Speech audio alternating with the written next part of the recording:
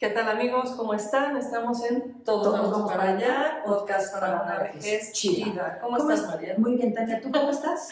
Muy bien también. Qué bueno.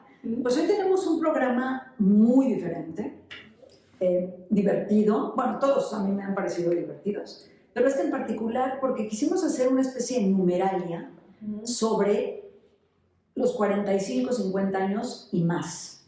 Cifras de todo tipo, desde edad de la población mundial, cuestiones alimenticias, cuestiones de ejercicio, minutos que nos debemos ejercitar. Está divertido, está bastante Está divertido. curioso. Está curioso. Sí, ¿no? es algo diferente. Y bueno, la vamos a pasar bien. Muy bien. Si quieres empezamos, Tania, contigo. No.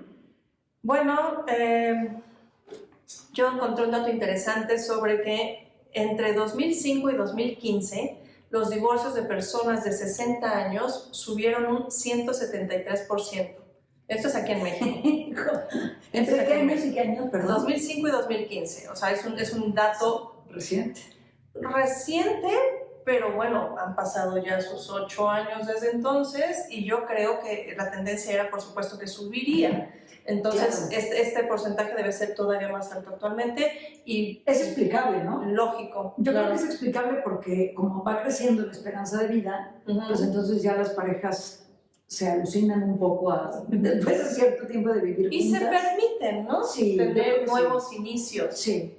Inicios y esta como cosa de quedarte para siempre o estar intentando mantener algo que no funciona, creo que ya para ambos sexos ya no, Ya no está ahí como tan fuerte como antes. Y creo que mucho también es como parte de este empoderamiento femenino. Yo creo que es parte de este empoderamiento femenino, pero también creo que tiene que ver con el tema de la longevidad. Sí. O sea, somos cada vez más grandes y antes las parejas enviudaban porque se morían mucho más jóvenes y generalmente por eso dejaban de existir las parejas, ¿no? Porque claro, se moría uno de los cónyuges. Pero a ver, ahora pues, esta es una estadística de los 60 años, ¿no? De personas de 60 años y más. Sí. Tienes 20 años, o sea, si te divorcias a los 60 años, tienes 20 años todavía para andar, así que moviéndote por todos lados, haciendo cosas, aprendiendo,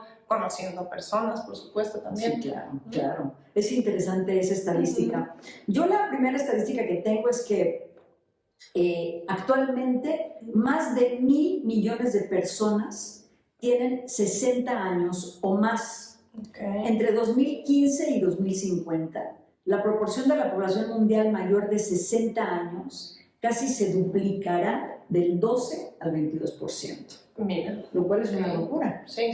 Porque... Bueno, eso es la economía y la revolución de la longevidad. Exactamente. Y eso explica un poco lo que acabas de decir. Sí. Los divorcios, las separaciones, los inicios. Pues es que lo interesante de este tema, o sea, al hablar de la vejez es muy difícil porque la gente normalmente lo rechaza. La verdad es que estamos un poquito ahí como nadando contra corriente. Pero la implicación de que seamos más longevos abarca absolutamente todas las áreas. Todas. La física, la salud, la economía. La economía, yo creo que es la más importante. La pareja, las posibilidades, el cómo te mueves. O sea, para nosotros que nos está llegando ya como a estas alturas, ¿qué decisiones tomamos a partir de ahora? Con estos años, con estas décadas que nos quedan, está increíble, ¿no? O sea, nos da muchísimas más posibilidades para todo, en realidad. Claro, y fíjate, aquí hay una estadística que tiene que ver con lo que dices. Si queremos estar bien físicamente, la recomendación es, los adultos mayores de 65 años necesitan al menos 150 minutos a la semana, o sea, serían 30 minutos al día durante 5 días a la semana, de actividad moderada.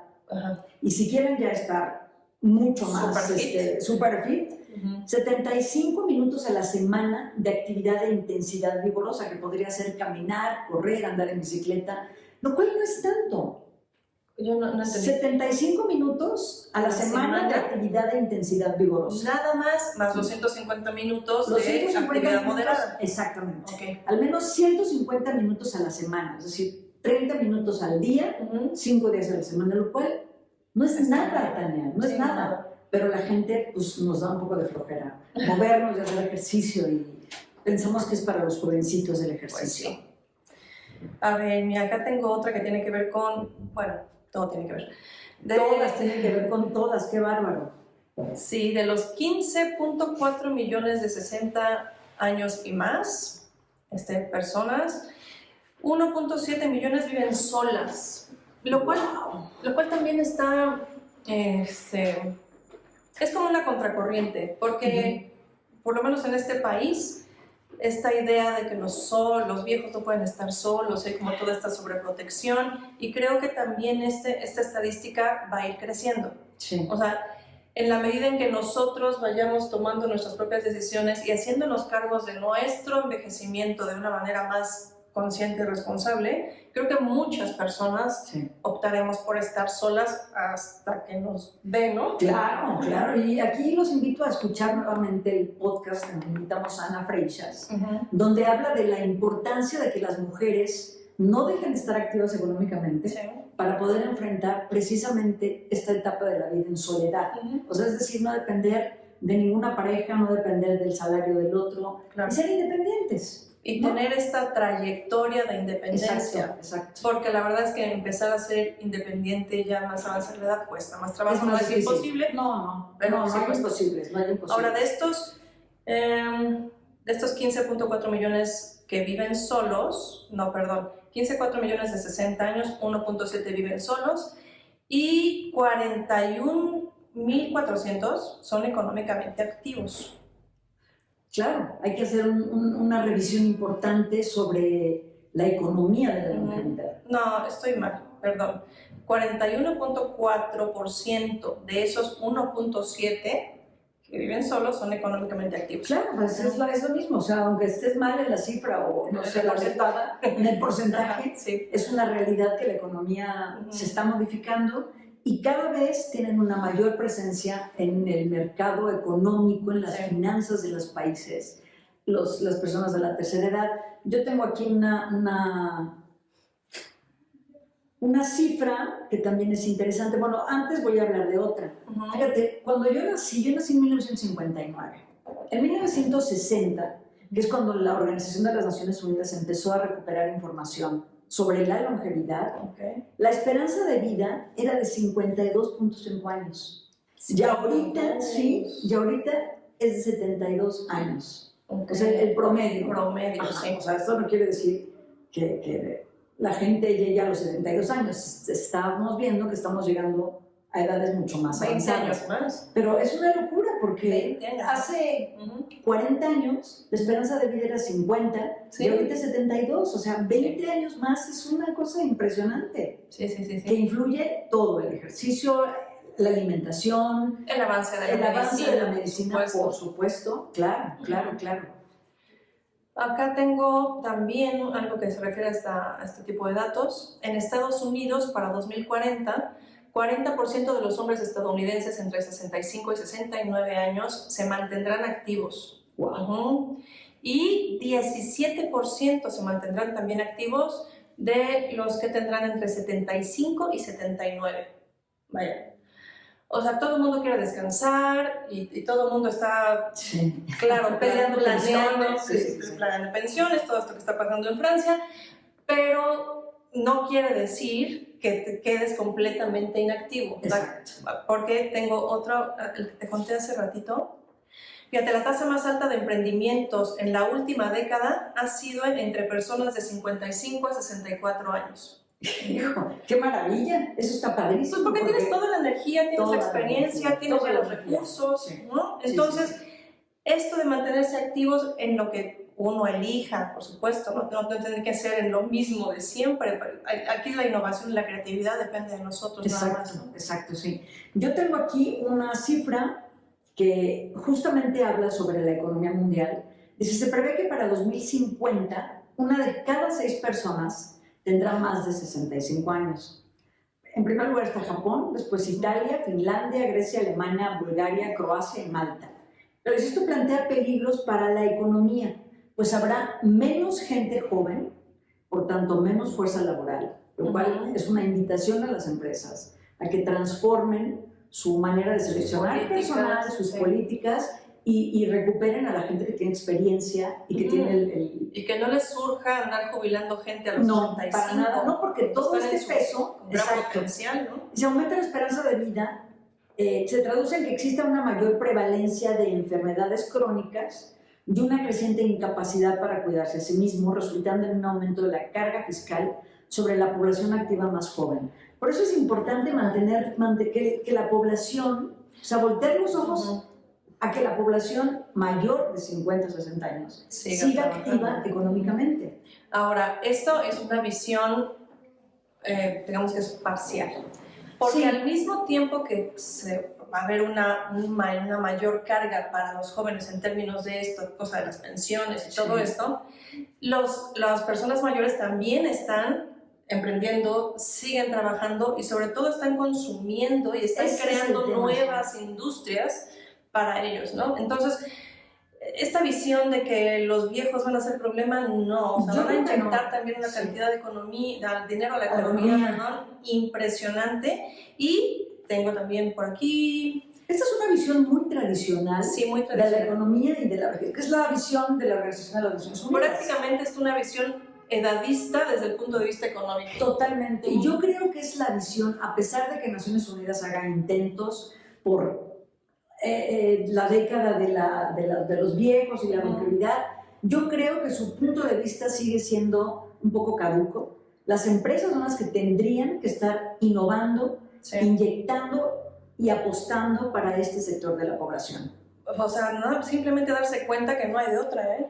Pues es que no es que tengan que apostar por eso, es que tienen que reformarse para actualizarse, para acomodar sus políticas, su producción, su lo que sea, a esta nueva realidad. Sí, porque además al rato ya no va a haber gente capacitada ni con experiencia para desarrollar ciertas tareas. Exacto. Entonces habrá que voltear los ojos nuevamente a este sector de la población. Ahora, se le llama economía envejecida a aquellas economías donde las personas mayores son las principales consumidoras en lugar de los jóvenes como era antes. Antes no había economías envejecidas. Pues no había una predominancia de todos los jóvenes, ¿no? Pero ya hay economías envejecidas. Hace 30 años no, pero para 2010 ya había 23 economías envejecidas donde hay una mayoría de gente adulta, digamos, de 50 para adelante, que ya son los principales consumidores y que van a consumir durante muchas más décadas. Y para 2040, que ya está aquí a la vuelta, habrá 89 economías, 89 países con envejecidos, consumidores mayores como los principales, como el principal grupo, ¿no? Consumidor, 89 de 195 países, ¿eh? Híjole, está casi el 80%, el 70%, es una locura, pero sí, o sea, sin duda, el mundo, yo no quiero usar la expresión el mundo está envejeciendo. Yo creo que la población que empieza a predominar es esta generación de baby boomers que ahora tienen entre 60 y 75 años más o menos, que son los que están moviendo buena parte de la economía. Entonces las empresas van a tener que replantearse sus esquemas, insisto. Y yo tengo datos que, bueno, ya no son tan económicos, que son bastante más simpáticos. No sé si déjame ver si tengo yo todavía alguno.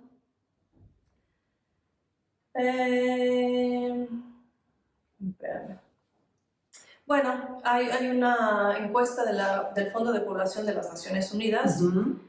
Es de 2012, pero ya en ese año 49% de los viejos pensaba que se los trataba con respeto. 43%, que es un dato muy alto, es un número muy alto, temía ser objeto de violencia. Estamos hablando de los propios familiares, prácticamente, de las personas que los cuidaban. 61% ya para 2012 usaba teléfono móvil. Y 44% se sentía muy satisfecho con su estado de salud. Entonces, esto es una encuesta de Naciones Unidas, ¿verdad? Sí, del Fondo de Población de las Naciones Unidas de 2012. Esto, una vez más, como la tendencia en todo esto es ascendente. Totalmente ascendente. Y aquí estamos para que esta estadística, sobre todo la última, este 44% que piensa que su salud es buena, crezca todavía más. Claro, claro. Porque Eso está bien, ese es un dato interesante. nos vamos a hacer cargo, ¿verdad? Lo que me preocupa a mí es esta percepción de los viejos de miedo a ser maltratados, porque es una realidad Sí, claro. y es parte de esta visión edadista de la que hablabas hace un momento. Pues es que en realidad maltratan a los viejos y esto salió a la luz y fue tristísimo durante la pandemia. Claro. Que los asilos, los viejos de los asilos fueron los primeros en morirse y de los que más se murieron por el abandono y las condiciones en las que vivían. El miedo irracional a envejecer se llama gerascofobia. Pero sí, hay un miedo irracional a envejecer. Que es un poco lo que hablábamos en el podcast pasado, ¿no? Sí, sí, sí. Es un miedo a esa fuerza a querer seguir siendo jóvenes, no envejecer nunca.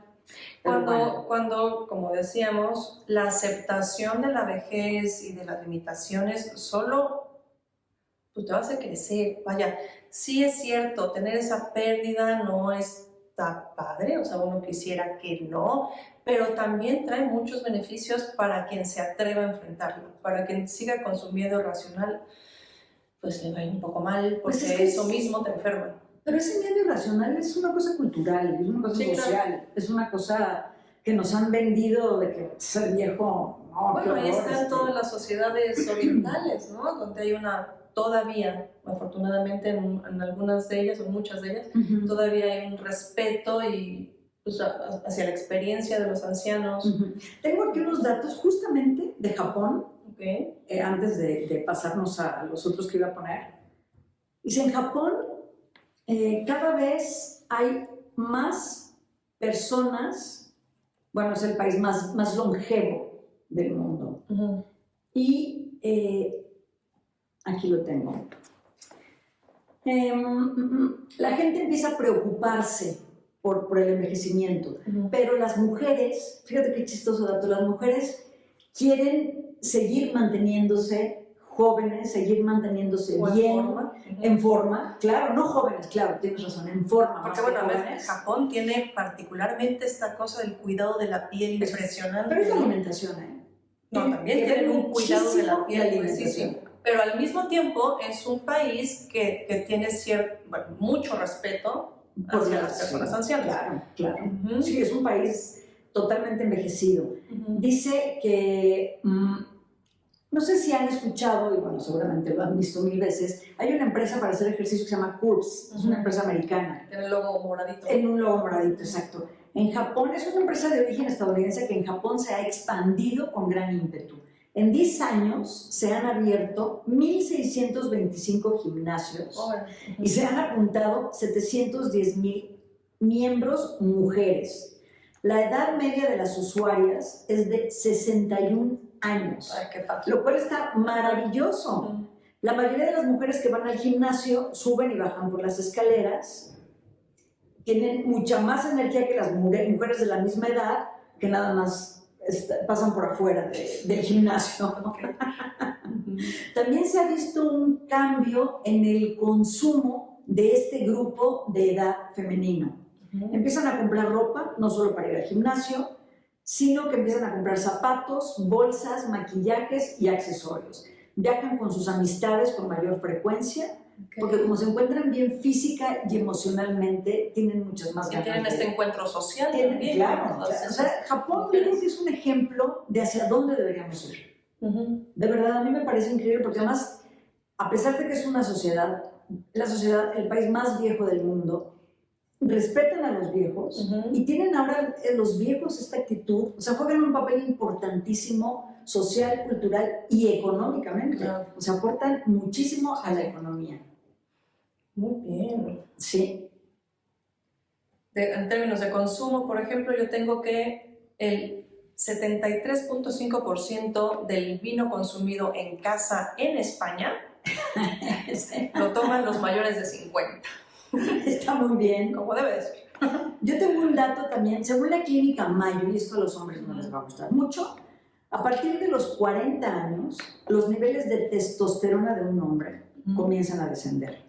Disminuyen aproximadamente un 1% anualmente a partir de los 40 años, y cuando los hombres tienen 70 años, tienen ya un 30% menos de porcentajes de testosterona. Okay. Entonces, bueno, eso explica muchos comportamientos de la menopausia y todo eso, ¿no? Uh-huh. ¿Tienes por ahí otro dato? Yo tengo todavía muchos más. Bueno, yo tengo más bien casos de gente que empezó tardíamente en tiempos donde la vida era mucho más corta, ¿no? Sí. Así que, bueno, nada más para poner algunos ejemplos de todo lo que podemos hacer todavía a alturas más avanzadas de la vida. Paul Cézanne, el artista, realizó su primera exposición individual a los 56 años. Fíjate, y en esas épocas, Paul Cézanne. Ya, digo, José Saramago es más contemporáneo, se consagró como escritor después de los 60. Híjole. El coronel Sanders de Kentucky, Fried Chicken, empezó a los 65 años. Salió con ese modelo de negocio a los 65 años. Roy Kroc se asoció con los hermanos McDonald's a sus 52 años. También. Miguel de Cervantes Saavedra publicó El Quijote a los 58. Goethe publicó Fausto a los 82, ¿no? ¡Qué locura! Sí, o sea, vaya, y son ejemplos de gente que simplemente no se detuvo por la edad, que siguió siendo productiva y que encontró éxito en muchos casos, claro, a edades tardías. La creatividad y estas ganas de seguir haciendo cosas. Y estamos hablando que si alguien ahorita a los 56, pues todavía tiene 25, 30 años. Es una sí, es una barbaridad. Uh-huh. Bueno, voy a hablar de los juguetes sexuales en esta etapa de la vida. Okay. Una encuesta realizada por los autores de un sitio de internet que se llama The Normal Bar, reveló este año, 2022, que más del 50% de los encuestados, que eran mayores de 50 años, usan juguetes sexuales individual o en pareja. Okay. En México no hay estadísticas así de específicas, pero durante la pandemia hubo un aumento en el consumo de juguetes sexuales de personas mayores de 50 años. Entonces, bueno, eso habla mucho, ¿no? Luego, tengo otro dato. A los 70 años, una persona habrá perdido aproximadamente 48 kilos de piel. O sea, vamos envejeciendo y vamos perdiendo piel. Las células del cerebro y las células nerviosas son las únicas que no pueden regenerarse, porque todas las demás se van regenerando. Okay. Entonces es interesante porque si lo asocias con enfermedades como el Alzheimer, como el Parkinson, son células que no se regeneran, que son las del cerebro, ahí el del sistema nervioso. Esos son los grandes descubrimientos. Lo que sí es posible es hacer nuevas sinapsis permanentemente, siempre. Pues por eso hay que mantenerse activos. Me platicabas de tu tío de 80 y tantos años que tiene Parkinson y con la pelotita esta. Y él se compró de estas pelotitas chinas y entonces 1 hora o no me acuerdo cuánto tiempo, pero es muy disciplinado. Se la pasa haciendo con las pelotitas este movimiento y no tiene temblor en las manos. ¡Qué maravilla! Deberían promover esas actividades. ¿Ves cómo el ejercicio y la disciplina en cualquier etapa de la vida es importante? Así es. Bueno, para los 60 años de edad empezamos a tener dificultades al respirar. Y el 60% de los hombres y el 40% de las mujeres que tienen 60 años o más empiezan a roncar. Okay. Bueno, hay tapones maravillosos que pueden arreglar ese problema. Sí, obviamente la edad tiene sus cosas padrísimas, pero también tiene sus asegúnes, ¿no? Como por ejemplo esto de la piel, que empiezas a Bueno, la piel, pues claro, es que parte de la renovación de la piel es que se te vaya cayendo. Además, cada 7 años renovamos completamente toda nuestra materia física, cambiamos completamente todo. Eso está cada 7 años. Eso está padre. Somos una persona nueva cada 7 años en términos de celular, ¿no? ¿Eso tiene que ver con la crisis de las parejas cada 7 años? No. ¿Ves que hay un mito por ahí? Que cada 7 años pasan cosas. Esas son las de la cábala, ¿no? No tengo idea, pero yo tampoco sé muy bien. Bueno, cuando somos adultos, comemos un promedio de 500 kilos de comida al año. Okay. Cuando somos mayores de 40 a 45 años. Y producimos 1.7 litros de saliva para poder digerir esa comida. Okay. Está interesante, ¿no? Bueno, interesante, sí es interesante saber estos datos. Luego, sabemos que disminuimos de tamaño Sí. a medida que pasan los años. Sí. Yo siempre pensaba, ¿pero por qué encogemos? Pues no es que encojamos, sino que entre que somos más viejos, a medida que envejecemos más, los espacios entre los huesos se van reduciendo. Exactamente. Entonces, esto nos hace claro, enchaparrecer o encogerse a medida que somos más viejos. Okay. La tendencia a bajar de estatura se produce en todas las razas y en ambos sexos. Las personas suelen perder alrededor de media pulgada cada 10 años después de los 40. O sea, casi 1 centímetro, ¿no? Casi 1 centímetro, sí. ¿Después de los 40? Después de los 40. Es cuando empezamos los huesos empiezan a perder espacio entre ellos. Okay. Cuando llegamos a los 90 años, el nivel de sangre que bombeamos disminuye en un 90%. Eso es más eficiente, ¿no? ¿O no? No sé, yo creo que no. Yo creo que mientras el corazón bombea menos, se supone que es más eficiente, a menos que sea por, claro, una deficiencia. Yo creo que es por una deficiencia. ¿Sí? Yo creo que con la edad ya es más difícil que... Bueno, porque claro, si está hablando de que decrece, claro, a los 90 ya sí, es... a los 90, sí, Claro, probablemente. la gente se muere de infartos y cosas así, ¿no? Luego, un dato curiosísimo. Desde 1900, desde que empecé, principios del siglo XX, empezaron a hacerse experimentos con los hombres particularmente, inyectando células animales para ver si podían envejecer a más largo plazo. Okay. Y no funcionaron. No se tenía. Ok, han intentado de todo. Pero para que veas que esta cosa de la vejez, no siempre. No, toda la vida. Desde Toda la vida siempre. ha existido, toda la vida ha existido. Desde siempre, y por ahí también veía, en uno de los primeros programas que tuvimos hablábamos de Cicerón, que tiene un libro tal cual sobre la vejez. Sí, me acuerdo. Y parece que fueron los griegos. Como los griegos ensalzaban tanto la juventud, el físico atlético y todo esto, y venimos de ahí, o sea, la cultura occidental, pues la cuna es Grecia. Claro. Grecia fue el primer pueblo que es fundante en la cultura occidental que empezó a ver rarito a los viejos. ¿Okay? Porque antes de los griegos pareciera que se las tenían en muy buen lugar, ¿no? Pero bueno, pues venimos de ahí, sí. Así que tenemos que hacer esta chamba para Tengo revertir todo eso. Un último dato. Perfecto. Que les va a encantar, a mí me encantó. A partir de los 60 años, el cerebro naturalmente elige el camino que consume menos energía. Elimina lo innecesario y deja solo las opciones adecuadas para resolver problemas. Se hizo una investigación que se comparó el cerebro de los jóvenes y de los viejos, y mientras los jóvenes batallaron mucho por resolver algunos problemas, los viejos los resolvieron rapidísimo.